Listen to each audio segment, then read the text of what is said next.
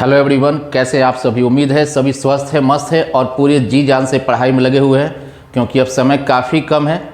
लेकिन एक अच्छी बात है कि अभी भी समय है। तो चलिए, मैं विपुल सर, फैकल्टी ऑफ इंग्लिश, और एक बार फिर से आप सभी प्यारे प्यारे मेहनती और अच्छे बच्चों का स्वागत करता हूं आपके अपने पसंदीदा यूट्यूब प्लेटफॉर्म इंग्लिश के, जिसका नाम है इंग्लिश विद विपुल सर। मैं विपुल सर, और आज मैं 12th बिहार बोर्ड के बच्चों के लिए, काफ़ी उनका डिमांड था कि कुछ ऑब्जेक्टिव सर चैप्टर वाइज करा दीजिए, तो मैंने सबसे पहला जो इस सेशन के लिए ऑब्जेक्टिव को कलेक्ट किया है वो आपके सबसे इंपॉर्टेंट चैप्टर अ मैरिज प्रपोजल से किया है। जैसे कि आप देख पा रहे होंगे अ मैरिज प्रपोजल, और यहाँ ऑब्जेक्टिव्स लिखा हुआ, थंबनेल देख के भी क्लियर हो गया होगा। तो आज हम लोग इसके सारे A to Z ऑब्जेक्टिव्स को डिस्कस करेंगे विद आंसर, जिस तरह से एग्जाम में आता है MCQ के रूप में, उस तरह से डिस्कस करेंगे। और ये पूरा वीडियो अगर आपने अच्छे से देख लिया तो मेरा दावा है, मेरी गारंटी है कि इस चैप्टर से एक भी ऑब्जेक्टिव नहीं छूटेगा, इससे बाहर नहीं पूछेगा, ये मुझे पूरा विश्वास है। बस आप सब अपना प्यार बनाए रखें। जो लोग भी इस चैनल पर नए जुड़े हैं, चैनल को सब्सक्राइब कर दीजिए, वीडियो अच्छी लगे तो लाइक और शेयर तो ज़रूर करें, है ना, ताकि आपका हर फ्रेंड, हर बच्चा, बिहार का हर बच्चा इस वीडियो से बेनिफिट ले सके।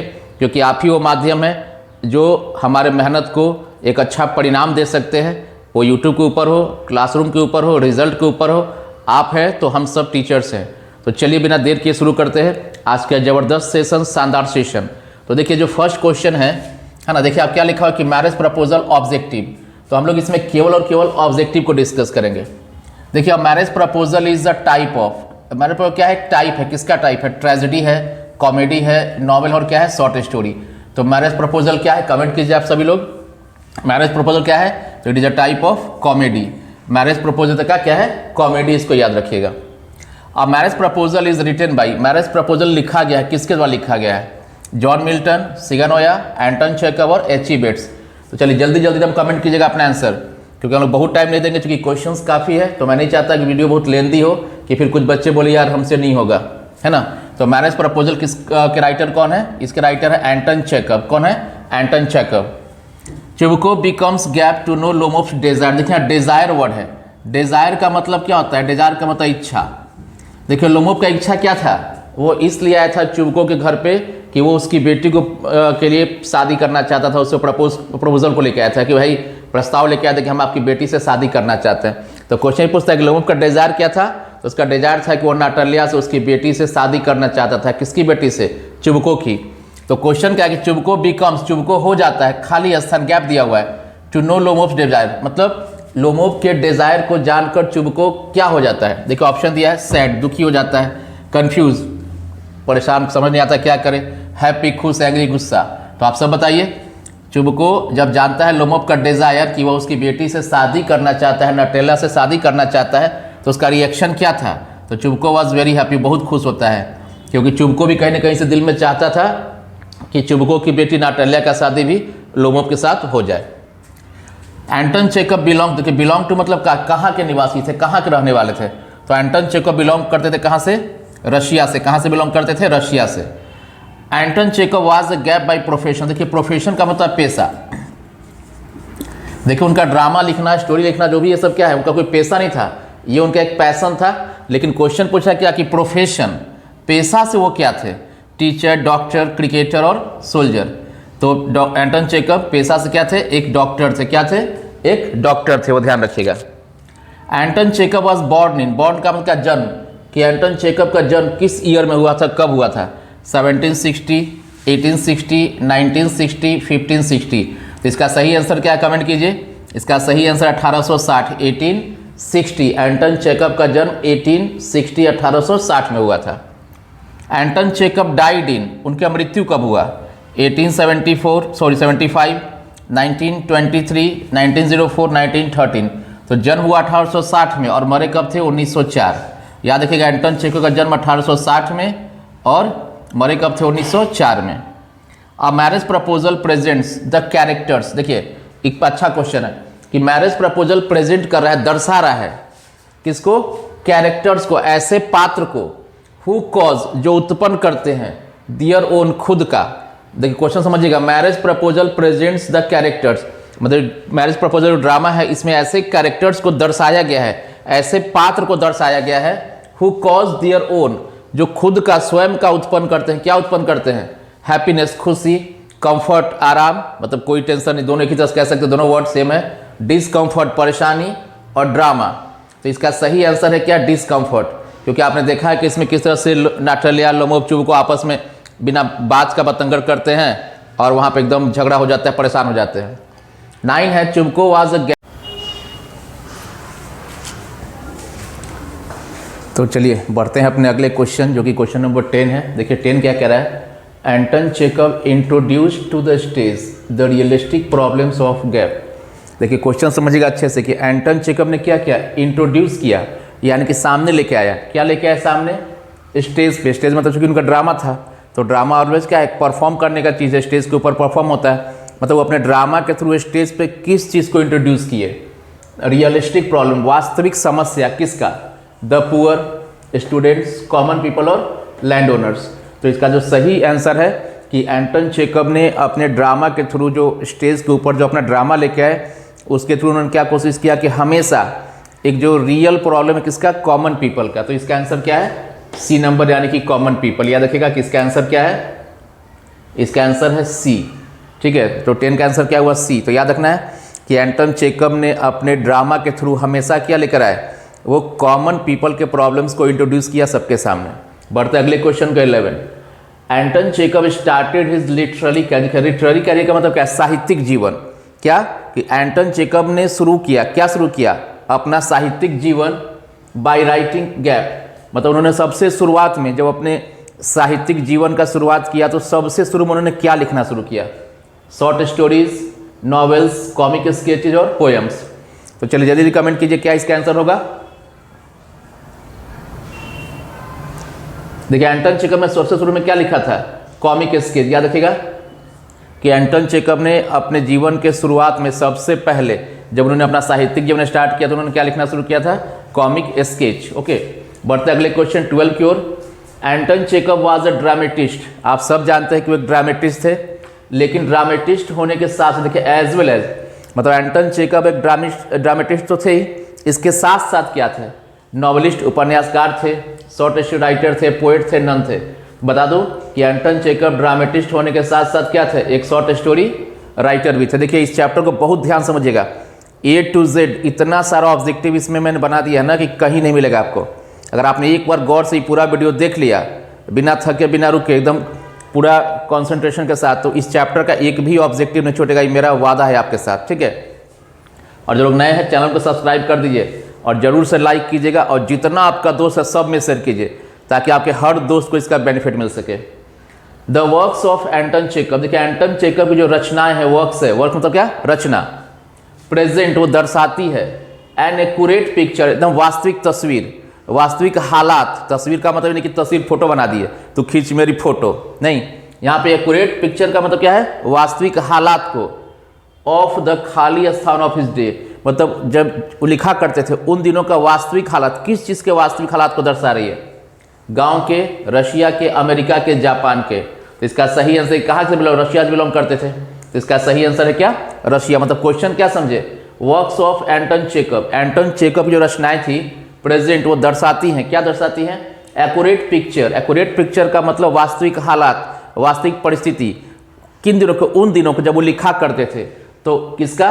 रशिया के उन दिनों में क्या समस्याएं थी, क्या कंडीशंस थी, कैसे हालात थे, उनको उन्होंने अपने रचनाओं के द्वारा एकदम क्लियर किया गया है, दर्शा दिया है। चलिए बढ़ते अगले क्वेश्चन 14 की तरफ। The plays of Anton Chekhov. देखिए प्लेज का मतलब क्या है? जो नाटक। आप सब जानते हैं कि ड्रामा का साइनोनिम्स क्या है? प्ले है। ड्रामा का पर्यायवाची शब्द क्या है? प्ले।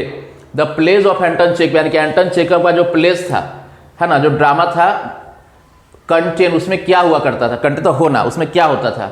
ह्यूमर, यानी कि हंसी हास्य, सौर दुख, सैडनेस उदासी, सस्पेंस, मतलब सस्पेंस, शंका, कौतूहल, क्या होगा क्या होगा। तो आप सब जानते हैं कि एंटन चेकअप का मोस्ट ऑफ द रचना, मैक्स यहाँ इवन तक कि उसका सबसे सैडेस्ट जो ड्रामा है उसके अंदर भी ह्यूमर है, हंसी है। तो इनका हर रचना के पीछे क्या था? सबसे बड़ा ह्यूमर।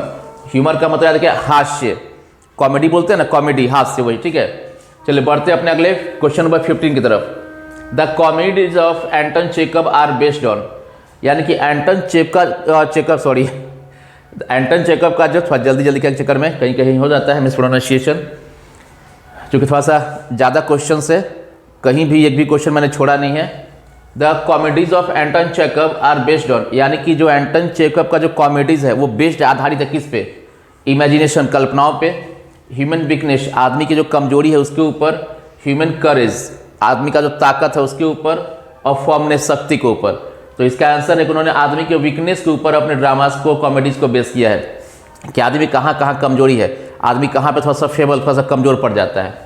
बढ़ते अपने अगले क्वेश्चन 16। चुबको, कॉमा है गैप and Lomov are the main characters of a marriage proposal, यानी कि जो नाटक है, जो ड्रामा है, देखिए ड्रामा है तो कैरेक्टर होंगे, तो मैरिज प्रपोजल नामक जो ड्रामा है, इस ड्रामा का कौन कौन मेन कैरेक्टर है? दो नाम यहाँ पे दे दिया है, चुबको और लोमोव, और बोला कि तीसरा जो गैप दिया है कि तीसरा कैरेक्टर कौन था, तो गेस, नाटल्या, लीप और सैंडर। तो देखिए इसका जो तीसरा कैरेक्टर कौन है, जो इंपॉर्टेंट है वो नाटल्या, और नाटल्या कौन थी? चुबको की वो बेटी थी, है ना। देन 17 क्वेश्चन, लोमोव वाज गैप ईयर्स ओल्ड, लोमोव कितना साल का था, उसका एज क्या था? 30, 35, 40 और 45। तो कमेंट कीजिए आंसर फटाफट। लोमोव कितने साल का था? Lomov was 35 years old. कितना साल था? 35 ईयर्स ओल्ड। तो उम्मीद की 1 से 17 तक क्लियर हो गया। आगे बढ़ते हैं क्वेश्चन नंबर 18 की तरफ। खूब अच्छे से देखिएगा, समझिएगा, सुनिएगा और इसको नोट कीजिएगा। तो चलिए जल्दी से बढ़ते हैं क्वेश्चन नंबर 18 की तरफ। तो चलिए बढ़ते हैं अपने नेक्स्ट क्वेश्चन, क्वेश्चन नंबर 18 की तरफ। और उम्मीद है कि 1 से 17 आपको बहुत बेहतर क्लियर हो गया होगा। और मैं ये दावा करता हूँ कि जितना सुंदर तरीका से हम लोग इसके एक एक क्वेश्चन को डील कर रहे हैं, तो आप सारे बच्चों का डाउट आज मैरिज प्रपोजल का जो ऑब्जेक्टिव है उसका पूरा एकदम 100% मैं शायद क्लियर कर पाऊँगा, मुझे पूरा उम्मीद है। क्योंकि मैंने वादा किया था शुरू में ही कि आज मैरिज प्रपोजल ड्रामा का पूरा ड्रामा ख़त्म कर देंगे, इसका एक एक धागा खोल देंगे।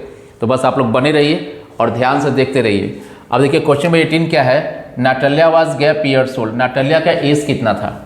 20, 25, 30 और 18। तो नाटल्या का एज कितना था? 25। नाटल्या कितने साल की थी? 25 साल की थी। याद रखना नाटल्या का एज कितना था? 25। Natalya was the daughter of the बेटी, नाटल्या किसकी बेटी थी? चुबको की, लोमोव की, एंटन चेकअप की और इसमें नन। तो नाटल्या किसकी बेटी थी? नाटल्या बेटी थी किसकी? चुबको की। याद रखना है number A. The whole action, देखिए होल एक्शन का क्या, पूरा जो ड्रामा है, ये पूरा ड्रामा जो है टेक्स प्लेस, घटित हुआ है in the gap of Chubukov's country house, मतलब चुबको के कंट्री हाउस में कौन से पार्ट में? देखिए कंट्री हाउस का मतलब क्या होता है, याद रखिएगा। कंट्री हाउस का मतलब होता है कॉटेज, विला, है ना, विला। तो चुबको के कॉटेज के किस हिस्से में हुआ था? बेडरूम में, किचन में, ड्राइंग रूम में और फील्ड में। तो कमेंट कीजिए फटाफट, इसका आंसर क्या होगा कि जो पूरा का पूरा जो ड्रामा है, होल एक्शन, पूरा ड्रामा, पूरा जो घटनाक्रम है, टेक्स प्लेस, वो घटित हुआ है ना, घटित होता है कहाँ पे? इन द गैप। तो इसका सही आंसर क्या है? Drawing room. कौन सा है? Drawing room. नेक्स्ट है गैप पेड ट्रिब्यूट, खाली स्थान ने ट्रिब्यूट पेड किया, मतलब सम्मान दिया, रेस्पेक्ट दिया। किसको? एंटन चेकअप को इन हार्ट ब्रेक हाउस। अब देखिए इसे बड़ा अच्छा सही, एक ही क्वेश्चन में 2 क्वेश्चन बन गया, या इसको 3 क्वेश्चन भी कह सकते हैं। पहला क्वेश्चन आपसे ये पूछ सकते हैं कि हार्ट ब्रेक हाउस किसकी रचना है? हार्ट ब्रेक हाउस किसकी रचना है? दूसरा पूछ सकता है कि हार्ट ब्रेक हाउस ने, एंटन चेकअप को किसने आपका ट्रिब्यूट दिया? तो देखिए इसका जो सही आंसर है, इसका सही आंसर है GB Shaw, George Bernard Shaw. ठीक है, तो याद रखिए जॉर्ज बर्नार्ड शॉ ने पेड ट्रिब्यूट, सम्मान दिया एंटन चेकअप को अपनी रचना हार्ट ब्रेक हाउस में। तो याद रखना है कि हार्ट ब्रेक हाउस किसकी रचना है? GB शॉ की। और GB शॉ ने अपनी रचना में किसको सम्मान दिया है? तो एंटन चेकअप को। कौन सी रचना में? तो हार्ट ब्रेक हाउस में। Very good. बढ़ते हैं अपने क्वेश्चन नंबर 22 की तरफ। Anton Chekhov was the dramatist of the gap century, Anton Chekhov dramatist थे, यानी कि एक नाटककार थे, किस सेंचुरी के? 18th, 19th, 20th और 17th। फटाफट कमेंट कीजिए। देखिए कमेंट करने का टाइम नहीं मिल रहा तो कोई दिक्कत नहीं, कम से कम आप अपने आप में इसका आंसर जरूर कीजिए, क्योंकि मेरे क्वेश्चन पढ़ते और इसको समझाते में उतना तो आप आंसर जरूर, और आपको मन में करना है तो उसके लिए बहुत 1 सेकंड 2 सेकंड काफ़ी है। तो एंटन चेकअप कौन से सेंचुरी के थे? 20th, क्योंकि 20th सेंचुरी के ड्रामेटिस्ट जो भी थे उन पर इनका अच्छा खासा इन्फ्लुएंस था, एक अच्छा खासा क्या था? प्रभाव था। Lomov wanted to marry, Lomov wanted to marry, शादी किससे करना चाहता था? फ्लोरेंस से, नाटल्या से, मोनिका से, सोनिका से। तो आप सब जानते हैं कि लोमोव की जो महबूबा थी, मेरी भी महबूबा होगी, ऐसा गाना गाता था, किसके लिए? वो नाटल्या के लिए। इसके लिए? नाटल्या के लिए, है ना। और ये क्वेश्चन देखिए 24 बड़ा इंपॉर्टेंट अच्छा question, dates a load of my back is said by, ये जो लाइन है कि dates a load of my back, इस पर देखिए क्वेश्चन क्या पूछ सकता है, ये भी क्वेश्चन पूछ सकता है कि dates a load of my back ये कौन से चैप्टर का है, लोड ऑफ माई बैक की चैप्टर कौन सा है, मैरिज प्रपोजल, पहला तो ये हो गया। दूसरा पूछेगा dates a load of my किसने कहा, नाटालिया ने, लोगोव ने, चुबको ने और मिरोनोव ने। तो देखिए लोड ऑफ माई बैक किसने कहा था, चुबको ने। अब समझिए लोड ऑफ माई बैक का मतलब क्या है कि मेरे कंधे से एक बहुत बड़ा बोझ उतर गया। तो किसके ऊपर बोझ होता है, एक पिता के ऊपर। अब कौन सा पिता, इसकी बेटी होती है ना, देश और विदेश सब जगह नाटक वही है। तो यहाँ लोड किसको रिफर कर रहा है, मैरिज को, शादी को, किसके मैरिज को, उसकी बेटी नाटालिया के मैरिज को। अब किसके साथ, तो लोगों के साथ। क्योंकि लोड क्यों बोला, एक समय ऐसा था कि इतना झगड़ा बढ़ गया था, तुम तड़ाक तेरे को मेरे को देख लूंगा देख लूंगी, गाली गलौज मारपीट कुत्ता कमीना सब कर दी थी, है ना। तो शादी एकदम कैंसिल हो गया। लेकिन फिर चुबको लीड लेता है, चुबको आगे आता है शादी को सेटल करने के लिए, उस बिगड़े हुए माहौल को अच्छा करने के लिए, है ना। और वहां पे जब शादी के लिए दोनों का हाथ में हाथ देख के बोलता है चलो भाई जल्दी जल्दी शादी हो गई, एंजॉय करो, तभी बोलता है कि लोड ऑफ माई बैक, मेरे कंधे से बहुत बड़ा बोझ उतर गया। जो लाइन है dates a load of my back किसने कहा था, चुबको ने कहा था। तो 14 तक क्लियर। चलिए बढ़ते हैं आगे, रुके रहिए, कहाँ जा रहे हैं, अभी लंबी चौड़ी क्वेश्चंस की लिस्ट है, मैंने बोला ना धागा खोल देंगे। एक भी क्वेश्चन ऐसा हो एग्जाम में कि अफसोस न रहे कि अरे यार अभी तो काश ये क्वेश्चन छूट गया, काश सर नहीं करा दिया होता, काश मैंने पढ़ लिया होता। एक एक क्वेश्चन करा के छोड़ूंगा पूरी इस वीडियो में, मैरिज प्रपोजल के ऑब्जेक्टिव का काम तमाम। चलिए बढ़ते आगे। तो देखिए अब बढ़ते हैं क्वेश्चन नंबर 25 की ओर, है ना। 24 तक क्लियर, 25 क्वेश्चन देखते हैं क्या है। देखिए Lomov bot his dog, by का बॉट होता है, तो लोमोव ने अपना डॉग को खरीदा था, गैप रूबल। आप जानते हैं कि जो रूस है, रशिया, उसी करेंसी क्या है, रूबल है। तो पूछा कि लोमोव ने अपने डॉग को कितने रूबल में खरीदा, 85, 75, 115 और 125। तो आप सब जानते हैं कि इसका सही आंसर क्या है, लोमोव ने अपने डॉग को खरीदा था कितने में, 125 रूबल्स में। कितना में खरीदा था, 125 रूबल्स में। 26 है नाटालिया बॉट हिज डॉग, जब लोमोव खरीदा तो नाटालिया कैसे पीछे रह सकता, उसका भी डॉग था भाई, तो भी बता दें कि हम कितना में खरीदे। तो नाटालिया ने कितने में खरीदा, 85, 75, 115 और 95। तो नाटालिया ने खरीदा था अपने डॉग को कितने में, 85, कितने में, 85 में। Lomov and Natalia bought their dogs from, मतलब इन दोनों ने अपना डॉग खरीदा किससे था, बेंजी से, है ना, सैंडर्स से, मनोहर से और मिरोनोव से। तो आप सब जानते हैं कि लोमोव और नाटालिया ने अपना अपना जो डॉग था उनका गेस और लिप, इन दोनों को एक ही पर्सन से खरीदा था, उसका नाम क्या था, मिरोनोव। तो इसका आंसर क्या है, डी। देन है नंबर 28 द पीजेंट। देखिए पीजेंट, पीजेंट का मतलब होता है किसान, याद रखिएगा, पीजेंट वर्ड का मतलब क्या है, फार्मर, किसान। The peasants use the land for nearly sir लगभग गैप ईयर। जो किसान थे, जो ऑक्स मीडोज पे लोग का झगड़ा चल रहा था, तो जब लोमोव समझाता है कि मेरे ग्रेट ग्रैंड पेरेंट्स ने उनको दिया था किसान को, तुम्हारे दादाजी के किसान को, ऐसा कहानी सुनाता है। तो वहीं पे बात होता है क्या कि पीजेंट्स ने जमीन को कितना साल तक यूज़ किया था फ्री ऑफ कॉस्ट।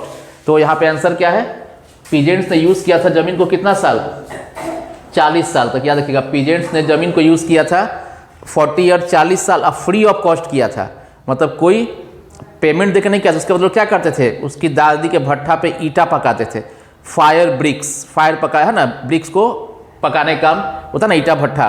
तो 40 साल यूज़ किया था। It is gap who threaten, देखिए थ्रेटन का तो धमकाना, कौन है जो धमकी देती है, धमकी देता है, जो भी धम देता देती जो भी हो, किसने धमकी दिया, to take the matter to court, कि हम इस सारा मैटर को, जो किस कौन सी मैटर को, खेत के मैटर को, ऑक्स मीडोज के मैटर को, कि मैटर को कोर्ट में ले जाने का धमकी किसने दिया, चुबको ने दिया, लोमोव ने दिया, नाटालिया ने दिया और मिरोनोव ने। तो इसका सही आंसर क्या है, लोमोव। लोमोव कहता है कि हम मैटर को कहाँ लेके जाएंगे, कोर्ट में लेके जाएंगे। बढ़ते हैं क्वेश्चन नंबर 30 की ओर। देखिए द ओनरशिप, ओनरशिप का मतलब क्या है, बोलते हैं ना मालिकाना हक, कि मेरा है, मेरा ही, तेरा मेरा, तेरा मेरा, मेरी तेरी कहानी, वही। तो ownership of gap was disputed, dispute का मतलब झगड़ा, मेरा है, तेरा है, तेरा है, मेरा है, किसके बीच में झगड़ा चल रहा था, किस चीज़ के लिए, मतलब कौन से जगह के लिए डिस्प्यूट था, झगड़ा था, किसके बारे में झगड़ा, ओनरशिप, मालिकाना हक को लेकर, कि मेरा है कि तेरा है। Bit forest, burnt marsh, ox meadows, ox meadows. तो कौन सा खेत में झगड़ा चल रहा था मेरे प्यारे बच्चों, बताइए, यस सी। तो आप सब चैंपियंस हैं, अपने अंदर के हीरो को बनाइए सुपर हीरो। लोग कहते हैं कि जीरो से हीरो बनिए, मैं कहता हूँ आप हीरो ऑलरेडी तो हैं, आप आपको बस सुपर हीरो बनना है, तो थोड़ा सा ध्यान से देखते रहिए। लोमोव इनहेरिटेड हिज प्रॉपर्टी, देखिए इनहेरिट क्या, ग्रहण करना, एडॉप्ट करना, मतलब लोमोव को प्रॉपर्टी जो उसका संपत्ति था, जो बड़ा जमींदार बना था वो, उस संपत्ति कहाँ से ग्रहण किया था? From grand parents, parents, uncle और लेटेंट। तो लोमोव के पास जो भी संपत्ति था उसको कहाँ से मिला था, कहाँ से उसने इनहेरिट किया था, प्राप्त किया था? तो अपने स्वर्गीय चाची लेट अंट से किया था। ओके 32 अकॉर्डिंग टू नाटल्या, नाटल्या के अनुसार द ऑक्समीडोज वर्थ, वर्थ का मतलब कीमत, नाटल्या का अनुमान लगाती है कि ऑक्समीडोज कितना वर्थ होगा, कितना प्राइस होगा, कितना कीमत होगा। अबाउट गैप रूबल्स, देखिए 200, 250, 300 और 40, तो इसका आंसर क्या है? 300 रूबल्स। तो उसके हिसाब से ऑक्समीडोज का एरिया कितना था, सॉरी एरिया बोल रहे हैं, कितना और था कीमत? 300। The whole area of the ox meadows, देखिए पूरा एरिया, क्षेत्रफल, वो कहेगी क्या ऑक्समीडोज का एरिया कितना होगा, क्षेत्रफल कितना होगा? वाज प्रोबेबली, प्रोबेबली मतलब संभवतः, लगभग कितना था? 30 एकड़, 40 एकड़, 35 एकड़, 14 एकड़। तो उसका एरिया था कितना? 40 एकड़, ठीक है। तो उसका एरिया कितना था? 40 एकड़। तो 33 तक पूरा क्लियर हो गया। चलिए बढ़ते हैं अपने नेक्स्ट क्वेश्चन, क्वेश्चन नंबर 34 की तरफ।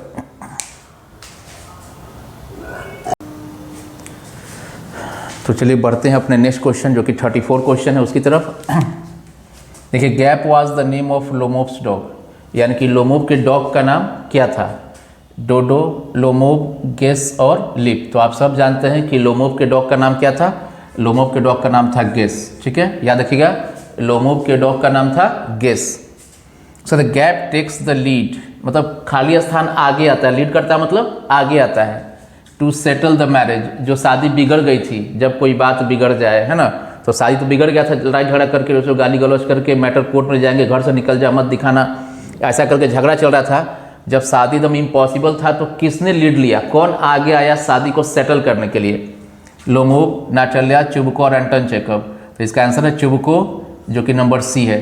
चुबको ने ये लीड लिया, आगे बढ़ा और उनका शादी उनके हाथ में हाथ देकर बोले चलो जल्दी शादी करो, मेरा जान छोड़ो। Gap was the name of Natalya's dog, देखिए लोमोव के पास भी डॉग था और नाटल्या के पास भी डॉग था।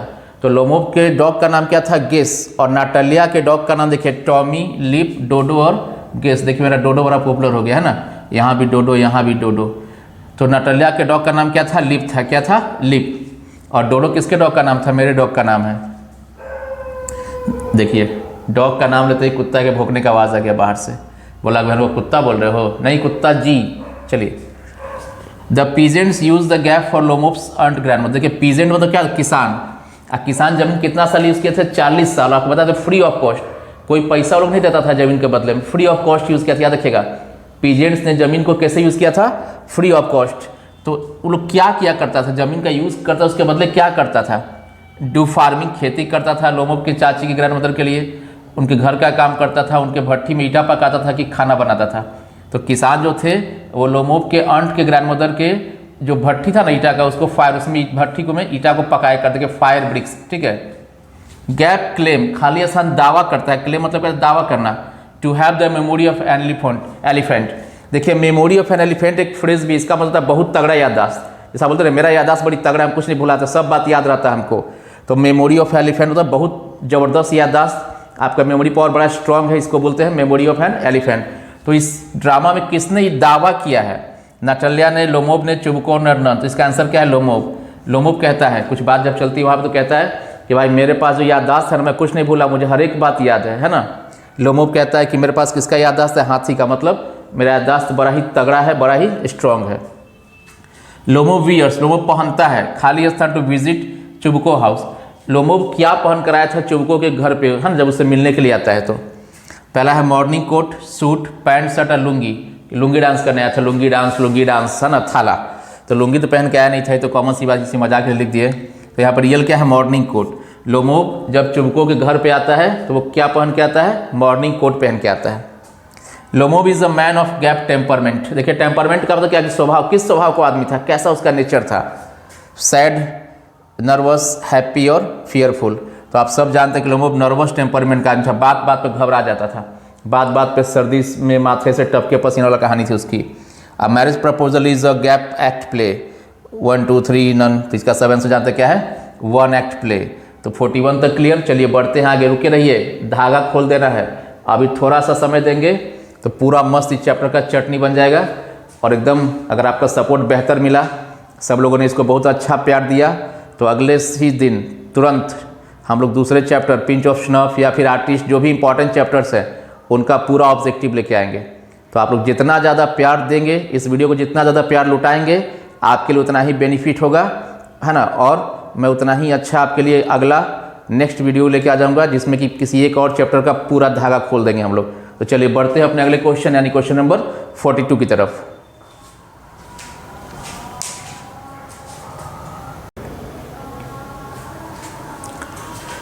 तो चलिए बढ़ते हैं अपना अगला क्वेश्चन जो है 42।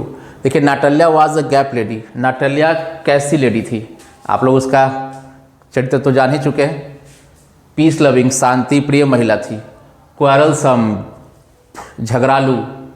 मेलो मतलब होता है मिलनसार नेचर की, बड़ा मिलनसार, है ना, बड़ी हंसमुख थी। आइए जी, बैठिए जी, उठिए जी। और एक एजुकेटेड, पढ़ी लिखी थी। अब देखिए यहाँ पे सबसे पहले तो एजुकेटेड गायब हो जाए। क्यों? क्योंकि अगर एजुकेटेड होगा तो एजुकेटेड आ रहा है, यहाँ पे एन होता है, ठीक है। तो ये तो ऑप्शन ऐसी गलत है। और आप सब जानते हैं कि जब लोमोब उसके घर पे आया था, उस शादी का प्रस्ताव लेके, तो कितना प्यार से बात की थी, मालूम है ना। तेरे को मेरे को सब कहानी चालू कर दी थी। तो नाटल्या कैसी महिला थी? क्वारलसम, झगड़ालू महिला थी, इसको याद रखिएगा। लोमो वाज गैप ऑफ चुबको, उसका बेटा था, फ्रेंड था, नेबर था और फार्मर था। यानी कि लोमोब चुबको का क्या था? बेटा था कि दोस्त था कि पड़ोसी था कि उसका किसान था? तो सही आंसर क्या है? नेबर। आप सब जानते हैं कि लोमोब, चुबको, नाटल्या लोग आपस में क्या था? पड़ोसी था। मतलब चुबको और नाटल्या तो बाप बेटी हैं, और उनका पड़ोसी कौन था? लोमोब। तो क्वेश्चन कुछ ही पूछे कि चुबको लोमोब का क्या था? तो पड़ोसी था। उसका क्या था? तो पड़ोसी था, है ना। बस दोनों का सेम आंसर है। अकॉर्डिंग टू गैप, फिर एक गैप है, वाज पग जॉड। देखिए, पग जॉड का मतलब क्या है? जबड़ा बड़ा छोटा, जबड़ा, है ना, मुंह बड़ा छोटा, पग जॉड। तो किसके अनुसार कौन पग जॉड था? पहला है नाटल्या के अनुसार गेस पग जॉड था, नाटल्या के अनुसार लिप पग जॉड था, लोमोब के अनुसार गेस था, लोमोब के अनुसार लिप था, ठीक है। तो याद रखिएगा कि इसका आंसर क्या है? डी। लोमोब ने कहा था कि जो लिप है वो पग जॉड है। तो लड़की बोलती कि तुम नापे हो टेप लेके? क्या बोला? हाँ नापे हैं। याद रखिएगा कि यहाँ पे जो लोमोब है उसने यही कहा था कि तुम्हारा कुत्ता जो लिप है वो क्या है? पग जॉड है। पग जॉड का उसका जबड़ा क्या है? बड़ा छोटा है। तो इस पर लड़की ने कहा भी था कि भाई तुम टेप लेके नापे हो? तो बोला हाँ हम नापे हैं टेप लेकर, ठीक है। याद रखिएगा कि लोमोब के अनुसार, किसके अनुसार? लोमोब के अनुसार लिप क्या था? पग जॉड था। 45 है, लोमोब थिंक्स दैट। लोमोब सोचता है कि हिज इज अ क्रिटिकल, इसका एज बहुत क्रिटिकल है, बड़ा एक नाजुक हालत में है, वो बहुत क्रिटिकल एज पहुंचा हुआ है। कैसे? क्योंकि ही इज ऑलरेडी, क्योंकि ऑलरेडी उस शादीशुदा है, अनमैरिड है, कुंवारा है ना। गाना सुना, अच्छा खासा था कुंवारा, शादी करके फंस गया यार। 35 और नन। तो इसके एज को क्रिटिकल क्यों कहा गया? क्योंकि उसका एज कितना था? ऑलरेडी 35 था। यानी कि इसका आंसर याद रखिएगा, लोमोब ने अपने एज को क्रिटिकल एज क्यों कहा? क्योंकि ऑलरेडी वो 35 साल का हो चुका है। और 35 साल की उम्र में हम लोग के यहाँ पोता पोती हो जाता है, ठीक है। और नहीं होता है तो लोग कहता है कि बुढ़वा लगन में अगर ब्याह शादी कर दो। तो 35 था, इसलिए वो क्या बोला कि मेरा क्रिटिकल एज है। गैप सेज, 46 क्वेश्चन देखिए, gap says that he is having heart failure. कौन कहता है इस ड्रामा में कि मेरा हार्ट फेल हो रहा है, पैलिपेशन और धड़कन बढ़ जा रहा है? आप सब जानते हैं कि लोमोब नर्वस हुआ था, उसको बात बात पे हार्ट फेलियर होता था, पैलिपेशन होता था। तो इसका आंसर क्या है? लोमोब। नाटल्या, चुबको, लोमोब और मिरोनोव। तो इसका आंसर क्या है? लोमोब। याद रखिएगा, लोमोब को ही बीमारी थी, बार बार पे पैलिपेशन होता था, धड़कन बढ़ जाता था। रात को जाता था सोने तो 20 बार उसका साइड में ट्विस्टिंग होता था, लेफ्ट साइड में। याद रखिएगा, लोमोब के लेफ्ट साइड में ट्विस्टिंग होता था 20 बार कम से कम रात को जब जाता था सोने के लिए। फिर एट फर्स्ट चुबको थिंक्स दैट, शुरू में जब लोमोब उसके घर पे आता है, चुबको क्या सोचा उसके बारे में कि क्यों आया है? Lomov has come to his house for, किस लिए आया भाई? क्वेश्चन समझे कि शुरू में जब लोमोब आता है, नर्वस है, वो बताता नहीं पहले कि हम क्यों आए, हाँ ना करते रहता है। तो चुबको क्या सोचा? उसने पहला जो गेस किया, अनुमान किया, क्या किया कि लोमोब मेरे घर पे क्यों आया है? पहला ऑप्शन है जमीन के लिए, सेकंड पैसा के लिए, थ्रेशर मशीन के लिए या पार्टी के लिए। तो सही आंसर क्या? दूसरा कि फैट चांस, मतलब पूरा चांस है वो पैसा के लिए है। तो सोचता है क्या कि बी, पैसा के लिए। फिर है नाटल्या टेल्स दैट, नाटल्या कहती है कि they have practically own the ox meadows for gap year. देखिए जब झगड़ा चलता है, जब ये क्या नाम है, लोमोब कहता है कि भाई ज़मीन तो मेरा है, ऑक्स मीडोज, जब दोनों में थोड़ा सा विवाद बढ़ता है तो लड़की कहती है तो बड़ा आश्चर्य की बात है कि लगभग प्रैक्टिकली 300 साल से हम लोग, दादा पर दादा मेरे बताते हैं, सबके कब्जे में ही ज़मीन, प्रैक्टिकली मतलब इसको ओन करते हैं। 300 साल लगभग गुजर गया और तब से ज़मीन क्या है? मेरा है। तो कितना बोलती है? 300 साल से ज़मीन मेरा है। फिर Natalia tells Lomov that you can put on gap morning coats to impress me. Impress होता है ना, वो क्या बोलते हैं, प्रभावित करने के लिए। जब झगड़ा चलता है ना पूरा, तो लड़की क्या सोचती है कि लगता है कि इसीलिए मॉर्निंग कोट पहन के आया कि हमको प्रभावित कर पाएगा, क्योंकि लड़की को तो शुरू में मालूम नहीं होता है, कोई शादी का प्रस्ताव लेके आया है। और लड़की को कैसे मालूम पड़ता है, किसके द्वारा, तो चुबको के द्वारा। जब उसको घर से लात मार के लोग भगा देता है, और तब चुबको बोलता है कि देखो इस शैतान तुमसे शादी का प्रस्ताव लेकर आया था।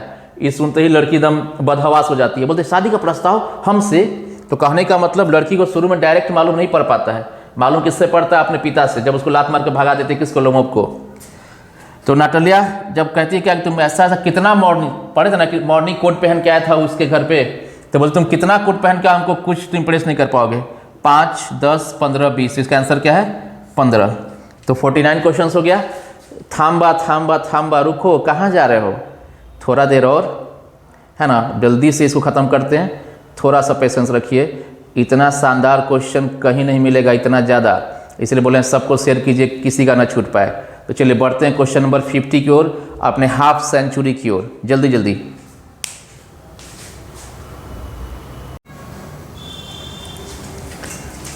तो देखिए बढ़ते अपने क्वेश्चन नंबर 50 की तरफ। देखिए क्या लिखा हुआ है कि देखिए ये आप लोग सोच के टिक हो गया, ये टिक इसलिए हुआ कि थोड़ा सा पहले साउंड प्रॉब्लम हो गया, ठीक है ना। तो गैप फादर वाज क्या है, gap father was a gambler and ate like a pig according to Chubukov. देखिए चुबको के अनुसार, गैमलर का मतलब क्या होता है, जुआरी। क्या होता है, जुआरी। मतलब gap father was a gambler and ate like a pig, मतलब किसके पिता को गैमलर, जुआरी कहा गया, और क्या कहा गया कि भाई खाता था कैसे, सुअर की तरह। सुअर की तरह खाने का तो क्या, एकदम जो मिल गया सो सड़ा पका गला जो मिल गया सब खा लिया। तो नाटलिया, लोमोव, लेटर्न्स और यंगर्न्स। तो यहाँ पे आंसर क्या है कि लोमोव। याद रखिएगा कि जो चैप्टर है, इस चैप्टर में है ना, किसके, लोमोव के फादर को कहा गया है कि भाई लोमोव का जो फादर था वो खाता था किसकी तरह, सुअर की तरह। और वो क्या था, एक जुआरी था। क्या था वो, एक आपका जो बोलते हैं उसको गैम्बलर। क्या था वो, गैम्बलर था, ठीक है।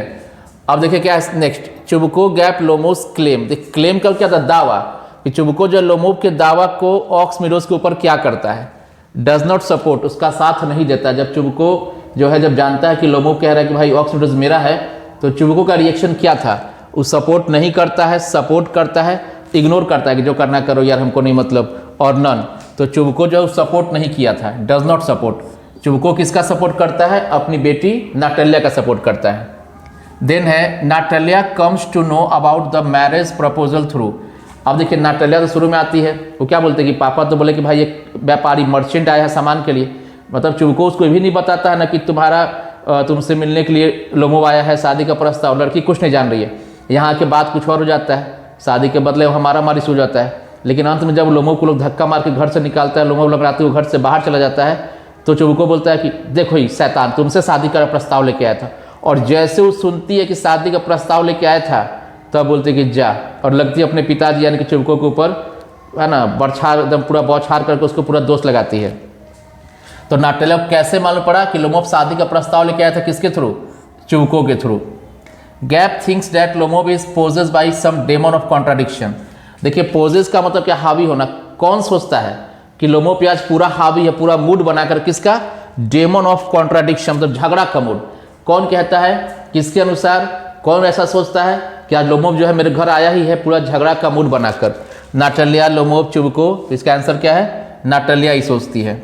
फिर gap tells that I will shoot myself, hang myself. कौन कहता है कि हम अपने आप को गोली मार लेंगे, फांसी लगा लेंगे, कौन कहता है, ये कौन कहता है, चुबको कहता है। कब, जब बेटी उसी पे इल्जाम डाल देता है कि सब आपके चलते हुआ, आप ही लोमोव को है ना हमसे दूर कर दिए। तो बस वही बात है कि यहाँ पे चुबको इस सब बात से गुस्सा और कहता है कि ऐसी बेटी का पिता से अच्छा है कि हम गोली मार ले, फांसी लगा ले। उसका बाद according to Chubukov, Chubukov sir Guess was too old. चुबको कहता है कि भाई देखो तुम्हारा कुत्ता जो है ना ठीक है अच्छा है, लेकिन अब उसका उम्र बहुत ज़्यादा हो गया है। और सबसे क्या कि हिज गैप वाज वेरी, उसका खाली स्थान बहुत शॉर्ट है।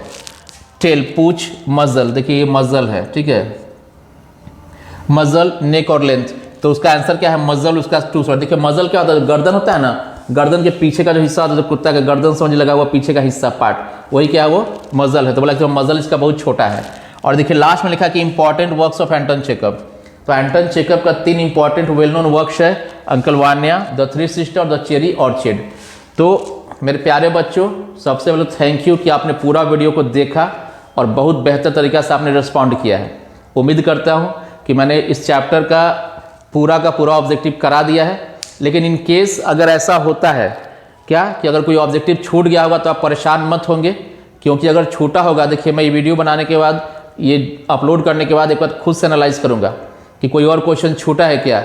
अगर कोई और क्वेश्चन छूट रहा होगा इस चैप्टर से तो मैं तुरंत कल के क्लास से पहले एक छोटा सा वीडियो, जो भी 2-4-5 क्वेश्चन मैक्सिमम छूट रहा होगा, अगर छूटा होगा तो उसका वीडियो बना के डाल दूंगा, ताकि आपको क्लियरली क्या हो जाए, सब कुछ मालूम पड़ जाए। और आप ये ध्यान रखिएगा कि आप इस वीडियो पर जितना ज़्यादा प्यार लुटाएंगे, जितना ज़्यादा शेयर करेंगे, उतना ही अच्छा वीडियो। कल एक बार फिर एक किसी नए चैप्टर के साथ में आऊँगा आपके सामने, एक नए ऑब्जेक्टिव के साथ। तो थैंक यू। नए बच्चे सब्सक्राइब कर दें, और भले थोड़ा सा लेट होगा आने में, लेकिन श्योरली आपके साथ जो मैंने 75 दिन का चैलेंज दिया है, रोज़ एक वीडियो जरूर आएगी आपके साथ। आपके काम की वीडियो आएगी, आपके मार्क्स को बढ़ाने वाला वीडियो आएगा। प्यार बनाए रखें और लाइक थोड़ा जी भर के करें, क्योंकि बहुत मेहनत से मैंने इसको बनाया, इस पूरा का पूरा ऑब्जेक्टिव पैटर्न को। तो चलिए मिलते हैं कल नेक्स्ट वीडियो में नए एनर्जी, नए जोश के साथ, बिना थके बिना रुके। अभी नहीं तो कभी नहीं, इसी बार 95 पार। और कौन सा टैगलाइन? पढ़ेंगे उतना, परीक्षा में पूछेगा जितना, न इससे ज़्यादा न इससे कम। तो थैंक यू। मिलते हैं कल एक नए वीडियो के साथ, तब तक के लिए शुभ रात्रि।